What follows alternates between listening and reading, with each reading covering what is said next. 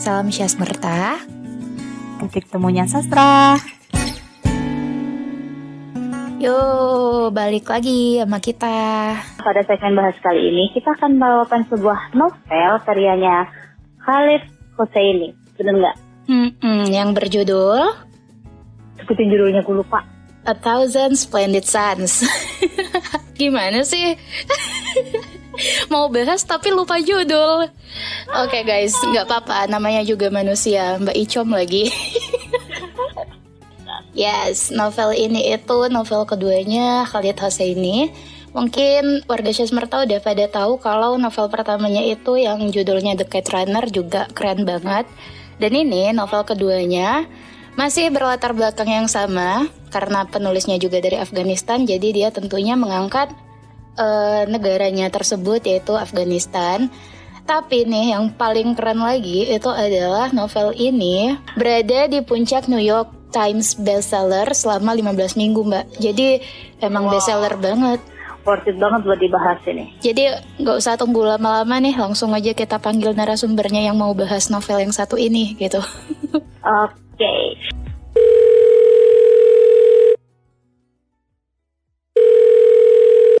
Halo Mbak Rina. Hai. Hai Twin, selamat malam. Malam. Oh my god. Oke Mbak Rin. Oke. Jadi kali ini kita mau bahas A Thousand Splendid Suns nih. Dan tadi kita udah sempat bahas gimana kesamaannya dengan The Kite Runner. Sedikit sih, yaitu sama-sama membahas tentang Afghanistan nih gitu. Jadi Afghanistan di Kite Runner itu kan sebenarnya cuma sedikit karena setelah itu dia pindah ke Amerika kan. Nah kalau di novel yang satu ini itu gimana? Apakah full Afghanistan? Apakah emang benar-benar mengangkat sejarah Afghanistan? Atau masih kayak Kite Runner juga ada perpindahan atau gimana? Kalau di sini dia benar-benar ngejelasin tentang Afghanistan di 4 situasi politik. Sempat ada beberapa scene atau mungkin bisa bilang plot yang menceritakan mereka di daerah di luar Afghanistan, tapi itu nggak di Amerika, begitu. Masih negara tetangga dengan Afghanistan. Nah ngomong-ngomong tentang sejarahnya tadi kamu bilang mengangkat 4 situasi politik. Nah itu maksudnya gimana? Emangnya apa aja sih yang diangkat oleh Khalid Hosseini ini di dalam novel ini? Situasi politik yang seperti apa gitu? Kalau dilihat dari novelnya yang diangkat adalah bagaimana ideologi itu terus-menerus berganti di 4 sampai 5 situasi politik yang berbeda. Yang pertama itu di dinasti, masih di era dinasti, yang kedua kemudian di republik, dan ketiga jadi komunis, yang keempat ke Taliban atau kita bisa bilang situasi politik Islam konservatif seperti itu. Nah, tadi aku juga sempat baca sih, ada sebuah artikel yang menggambarkan bahwa novel ini itu mengangkat isu-isu kayak abusive marriage, terus pemerintahan yang opresif, dan budaya yang represif. Nah, apakah itu emang benar-benar tergambarkan secara kompleks di dalam buku ini atau gimana Mbak menurut kamu? Kalau aku bilang tuh bukan cuma sekedar tergambarkan, tapi ketiga hal yang kamu sebutkan tadi itu benar-benar tergambar jelas di 4 pemerintahan yang berbeda, ini 4 situasi politik yang berbeda. Bagaimana penguasa mengambil secara langsung hak ketiganya itu yang kamu sebutkan tadi itu, seperti itu. Jadi itu emang benar-benar under kekuasaan banget, under penguasa gitu. Mengontrol keseluruhan masyarakat yang ada di Afghanistan saat itu. Aku agak bingung masalah yang agak politik-politik itu ya, yang soalnya baca novelnya aja kayaknya udah berat banget. Aku bacanya ada istilah-istilah yang aku nggak pahamin juga soalnya di situ. Kalau misalnya kita mau bahas dari ininya, kita bahas dari sejarahnya aja dulu kali ya. Mungkin bisa disentil-sentil sedikit sejarah tentang mungkin yang paling dasar tadi itu yang ada sejarah 4 politik gitu. Itu maksudnya aku masih belum bener-bener paham gitu. Maksudnya tuh gimana, kenapa kok bisa dikatakan itu pas situasi politik berbeda, kenapa? Itu dan ini terjadi di satu negara itu kah, di satu negara Afghanistan itu? Ya, itu benar-benar terjadi hanya di Afghanistan karena situasi politiknya memang kalau di dunia nyata dia kan ya otomatis karya sastra bercermin di dunia nyata ya. Karena ini novel juga novel historical fiction. Jadi selama dia melukis menggambarkan bagaimana situasi politik atau bagaimana ideologi bekerja ketika dinasti Musahiban berkuasa selama 40 tahun. Selama 200 tahun. Yang kekuasaan terakhir dipegang oleh Raja Muhammad Zahir Shah itu 40 tahun. Dia sebagai seorang raja yang akhirnya diruntuhkan oleh sepupunya sendiri yang memproklamirkan dirinya sebagai presiden. Yang sebenarnya si sepupunya ini adalah sebelumnya adalah menteri dari Raja Zahir Shah ini, masih juga anggota kerajaan. Jadi dia yang menggulingkan raja ini. Dia yang kudeta raja tanpa pertumpahan darah, sama sekali nggak ada pertumpahan darah. Hanya saja dia berpendapat bahwa apa yang dijalankan oleh raja itu terlalu konservatif, seperti melarang, membatasi pergerakan perempuan dan lain sebagainya, dan dia maju untuk untuk melawan itu gitu. Jadi kalau misalnya dikatakan dengan kata lain, dari dulu emang konservatif, kemudian didukung ada si sepupu ini yang kemudian dia malah memihak perempuan supaya keluar dari konservatifan itu. Ya, karena buat dia sebenarnya hal-hal yang konservatif itu terlalu membebankan perempuan. Karena salah satunya adalah melarang perempuan untuk sekolah. Jadi nggak ada pendidikan formal untuk perempuan. Semuanya adalah laki-laki, haknya laki-laki gitu. Nah itu digunakan oleh si presiden pertama untuk untuk program barunya yang didukung oleh beberapa masyarakat, oleh sebagian masyarakat gitu. Kalau kita kembalikan lagi ke novel itu, ada tokoh yang merepresentasikan nggak? Ya ada. Kalau di eranya dinasti Musahiban itu yang mempresentasikan adalah Maryam. Di eranya di eranya Presiden Muhammad Daud Khan. Ada tokoh Laila yang sudah bisa sekolah saat itu. Karena dia dipresentasikan ketika Presiden Daud Khan berkuasa. Kalau yang di Maryam itu kan maksudnya kan karena aku baca novel ini secara scanning sih ya. Kan dia ditempatkan dengan si Nana di tempatnya di mana Kalbu itulah lupa. Pokoknya ditempatkan di situ kan karena ada kesalahan itu. Jadi kan karena dia termasuk anak haram, jadi aku nangkepnya sih dia diasingkan ke situ. Tapi keluarganya ayahnya si Jalil ini kayaknya memegang teguh yang namanya kebebasan gitu loh. Buat anak-anaknya yang lain, kan istrinya ada 3. Sedangkan yang harami ini kan 1. Nah, sedangkan yang harami ini memang sengaja ditaruh di situ kayak semacam emang di situ tempatnya konservatif, jadi kayak diasingkan. Tapi kalau yang di tempat yang anak yang istrinya ini enggak, malah aku lihat. Kita bisa lihat mereka itu sebenarnya bebas, tapi dalam hal pendidikan tuh nggak ada gitu. Itu dari meskipun saudara tirinya si Maryam yang bukan harami alias dia diakui mereka tidak punya kebebasan untuk sekolah seperti itu. Itu nggak ada di eranya si Raja Zahir Shah. Di waktu dinasti Musahiban, buat mereka ya perempuan ada di rumah dan tunduk. Makanya ketika Maryam ini lahir, buat mereka adalah aib, dan apalagi dia seorang perempuan, itu betul-betul diasingkan. Jangankan sekolah, dunia saja nggak boleh lihat dia gitu. Berarti itu juga berlaku buat anak-anaknya Jalil yang lain ya. Berarti yang cuma Iya. yang cowok yang emang bener-bener ini ya.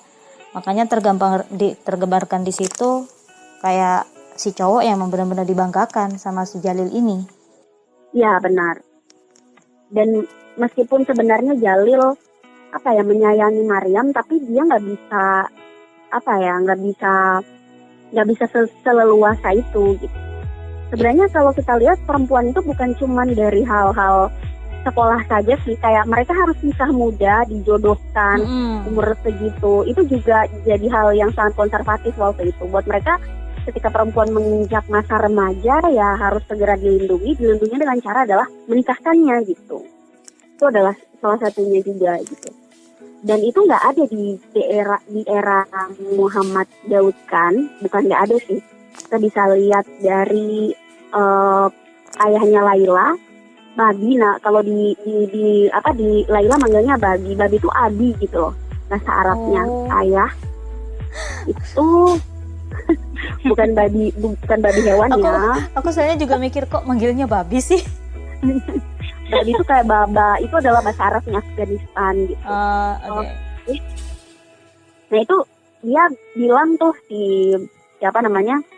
ayahnya Laila, kamu harus sekolah, kamu nggak boleh nikah muda, kamu harus jadi pemimpin suatu hari nanti. Ayahnya babinya Laila itu benar-benar mengutarakan itu gitu loh. Kamu harus sekolah, kamu harus berpendidikan tinggi. Nah kita bisa lihat nih ada perbedaan dan babinya Laila ini adalah salah satu orang yang mendukung apa yang diprogramkan oleh Muhammad Daud kan yang saat itu sudah menjadi presiden, menyambut dengan baik gitu. Gitu. Jadi mumpung ada waktu ini ya. Nah beda lagi sama kondisinya Maryam kan, kita bisa lihat.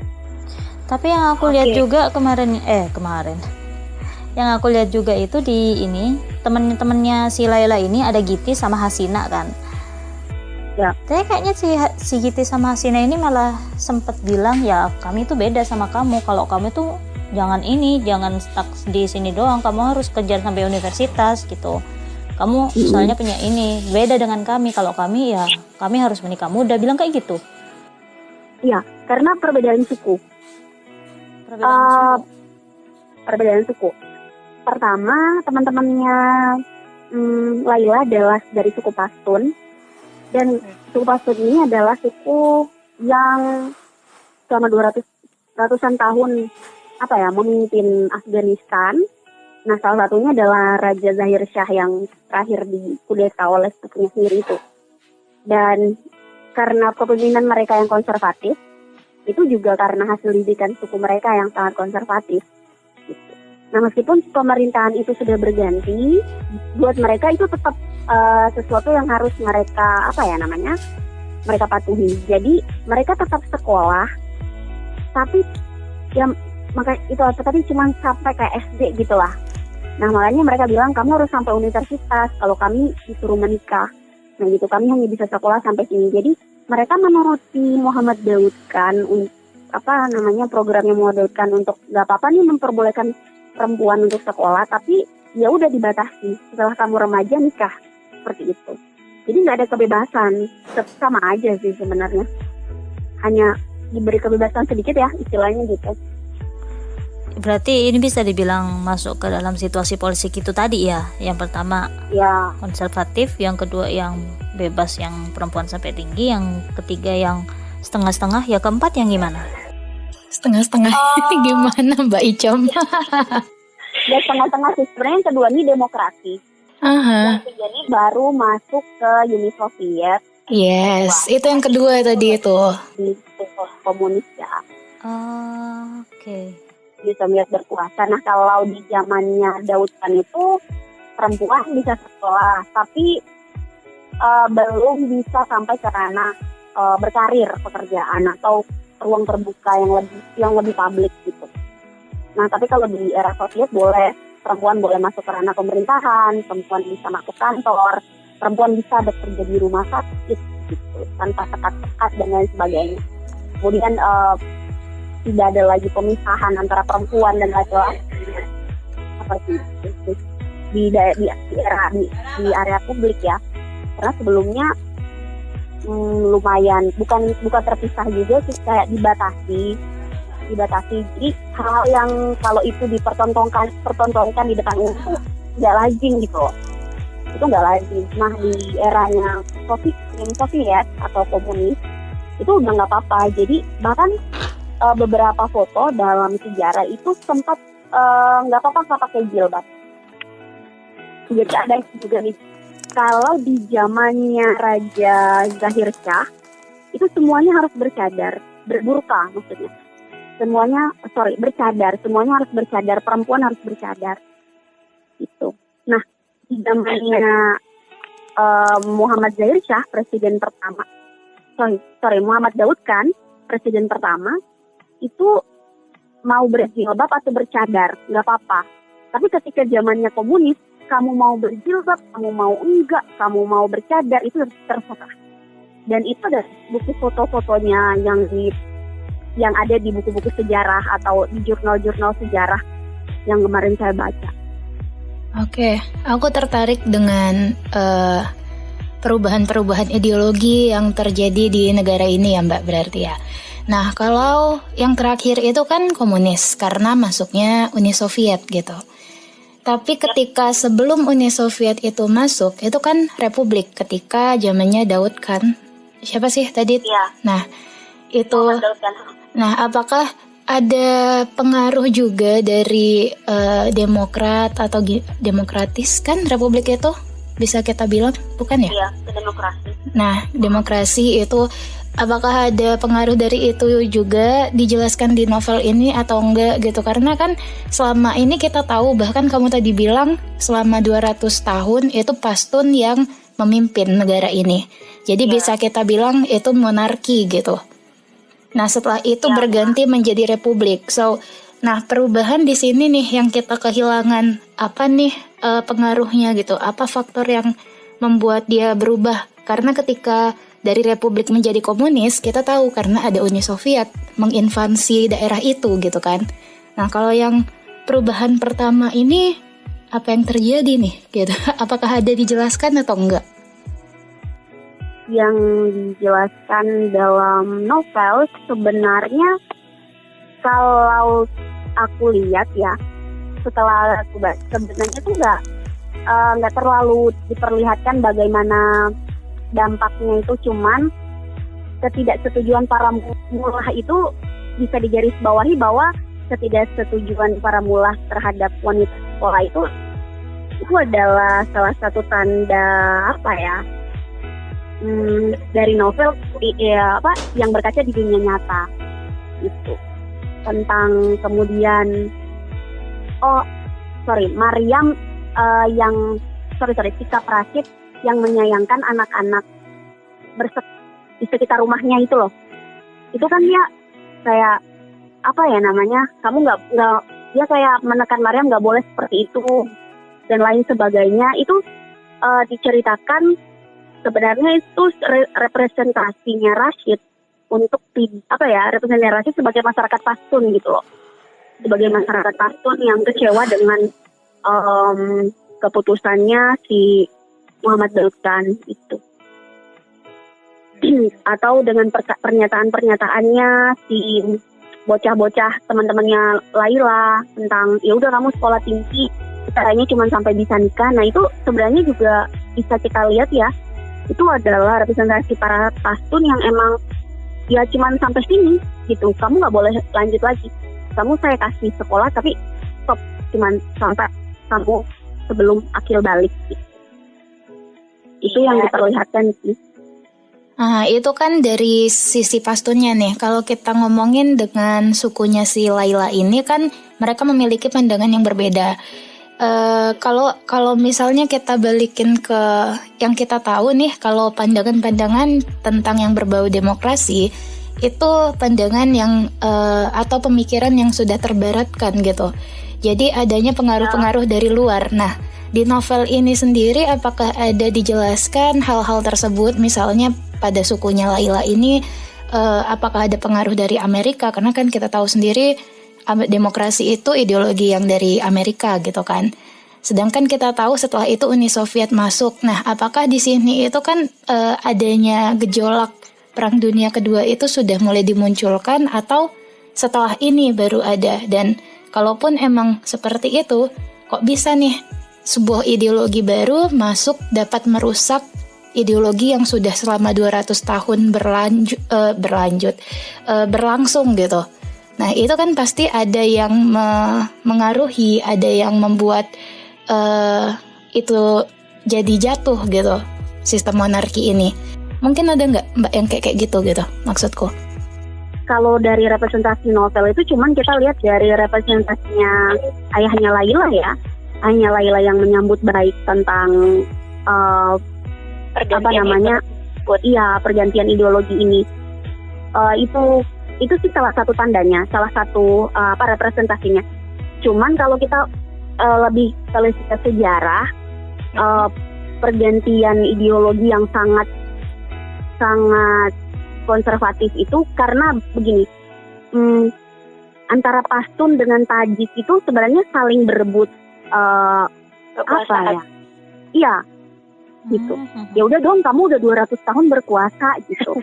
Tapi orang yang duduk di ranah pemerintahan itu kan harus orang pintar juga ya gitu, dan mereka nggak punya kuasa sebagai seorang bangsawan atau kita bisa bilang royal family. Mereka bukan bagian dari royal family, makanya salah satu-satunya jalan itu ya untuk jadi seseorang yang berintelektual gitu. Yes, that's it, that's the answer yang aku inginkan. Jadi berarti karena adanya pertarungan perebutan kekuasaan itu, jadi mereka mencari sebuah strategi untuk mengalahkan sistem monarki ini gitu. Dan salah satu senjatanya itu adalah ketika Muhammad Daud kan ini, ya udah mereka juga dukung pastinya.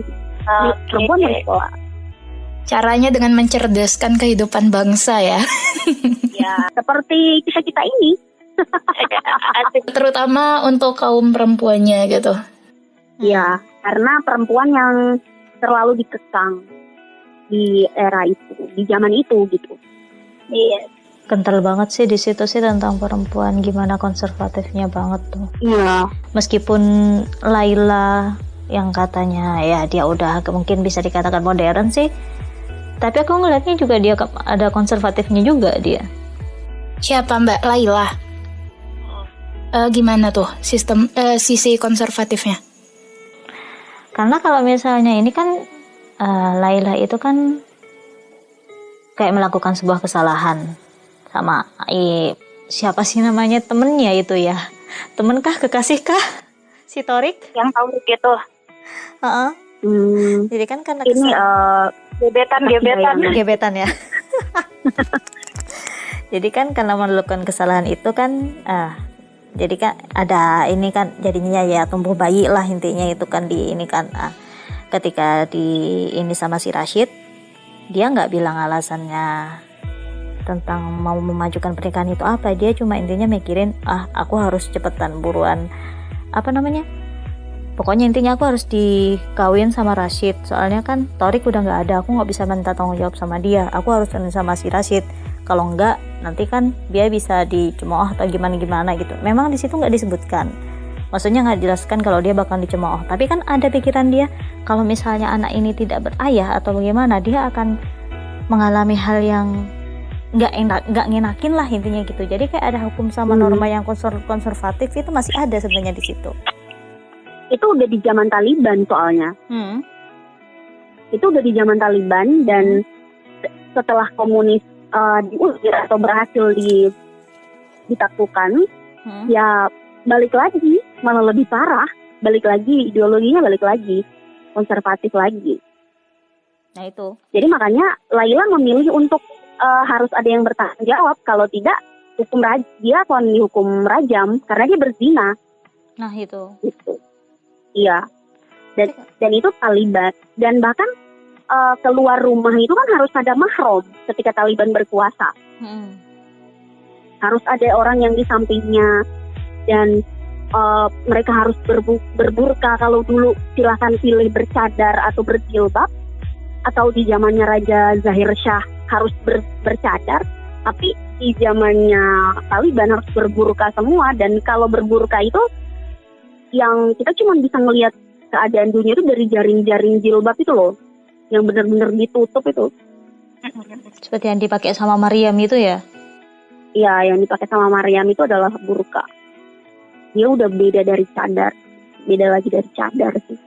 Aku tuh sempat ngebayangin burka ini kayak apa ya, kok kayak dia si Maryam jalannya kayak yang harus megang nggak sih? Ini aku ngebayangin itu gimana?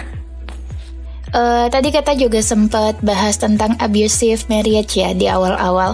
Nah, abusive marriage-nya itu tentang pernikahan Rashid, Maryam, dan Laila ini. Jadi yang melakukan abusive-nya itu si Rashidnya ini ya Mbak ya? Iya. Dan itu kalau baca novel itu tuh kayak aduh, sakit hati banget. Aku tuh sampai kayak, ya Allah, Maryam lawan kayak racunin kayak apa kayak gitu kan.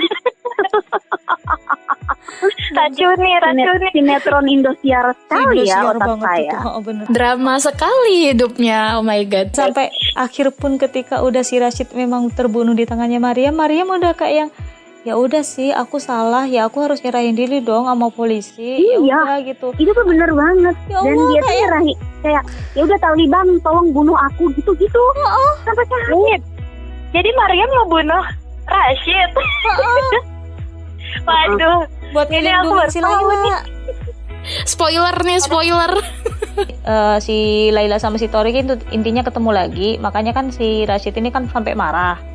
Nah pas marah itu tengkar. Nah pas tengkar itu ya udah dia kan abusive marriage itu tadi kan. Jadi si Laila ini sebenarnya juga kena gitu loh.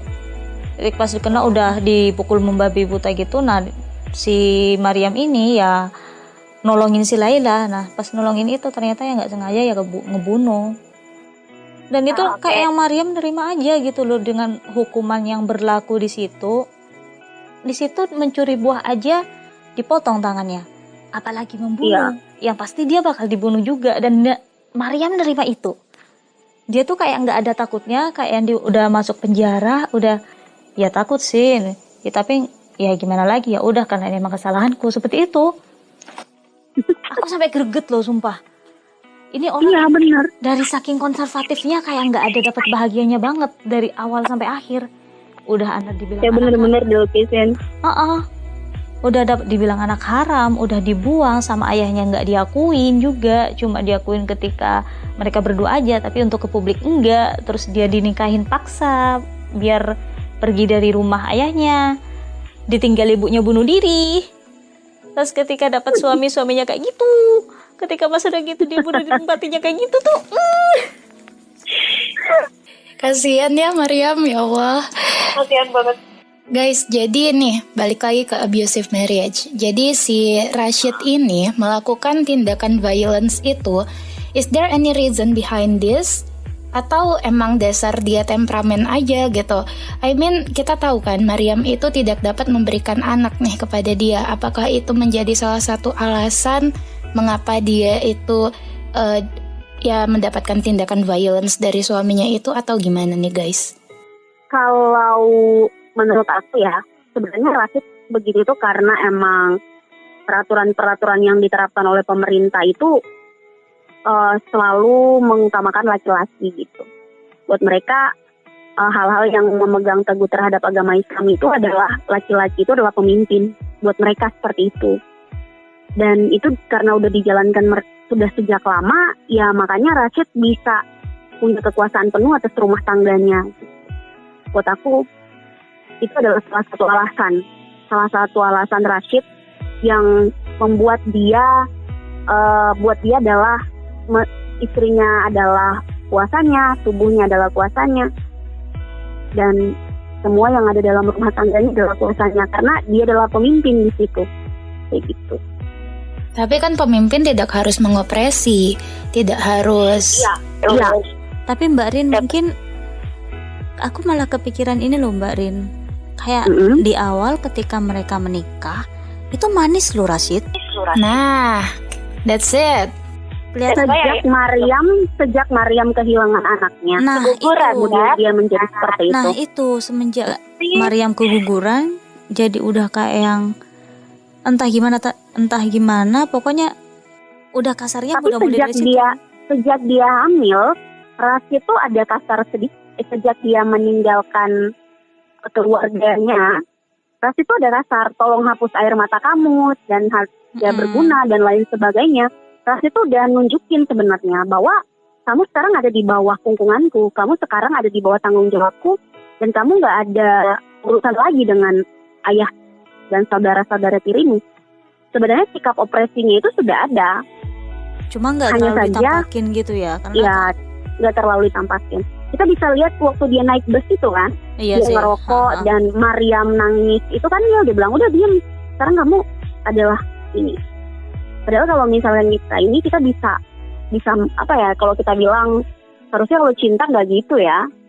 Tapi tindakan violence ini makin menjadi ketika si Mariamnya ini mengalami keguguran itu kan.